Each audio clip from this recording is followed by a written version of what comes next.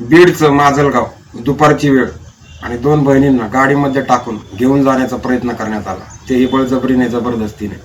काय घडलं होतं जाणून घेऊ या व्हिडिओमध्ये. दोन सख्या बहिणी पुण्यावरून मावशीच्या घरी माजलगावमध्ये आल्या होत्या. काही कामानिमित्त त्या खाजगी दवाखान्यामध्ये गेल्या होत्या. दवाखान्यामधलं काम झाल्यानंतर त्या पुन्हा आपल्या घरी मावशीकडे चालल्या होत्या. या दोघींना थोडीही कल्पना नव्हती की त्यांचा पाठलाग केला जातोय.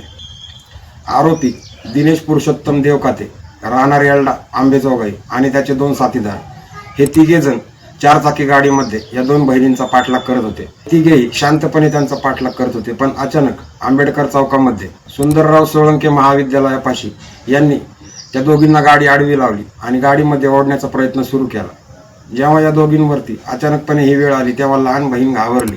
तिने घाबरून जीवाच्या आतंकाने जोरजोरात ओरडायला सुरुवात केली, मोठमोठ्याने ओरडायला सुरुवात केली. त्या मुलीचा आवाज ऐकून आजूबाजूच्या लोकांचं लक्ष वेधलं.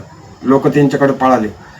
लोक आपल्या दिशेने येत असताना हे पाहून हे तिघेही घाबरले आणि तिथून पळून जाण्याचा प्रयत्न सुरू केला. परंतु या तिन्ही आरोपींना लोकांनी पकडून पोलिसांच्या ताब्यामध्ये दिलं. या घटनेमध्ये त्यांनी वापरलेली 4 व्हीलर गाडी देखील पोलिसांनी ताब्यामध्ये घेतलेली आहे. पोलिसांनी या तिघांवरती अपहरणाचा गुन्हा दाखल केलेला असून या गोष्टीचाही तपास सुरू आहे की हे तिघे आणि या दोन मुली या एकमेकांना पूर्वीपासून ओळखत होत्या का.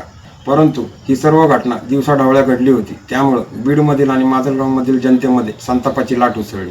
कारण की या दोन बहिणींना वाचवण्यासाठी तिथे गर्दी होती, तिथे लोक होती आणि त्यांनी त्यांचा आवाज ऐकला. हीच घटना दुसरीकडे कुठे झाली असती तर या दोन मुलींचं काय झालं असतं. सरकारचा आणि प्रशासनाचा दबाव काही राहिलेला आहे की नाही, मुली घराच्या बाहेर कुठं सुरक्षित आहेत की नाही, असा सवाल बीडच्या जनतेने प्रशासनाला विचारलेला आहे. तर तुमचं या सर्व घटनेबद्दल काय म्हणणं मित्रांनो, कमेंटमध्ये नक्की सांगा.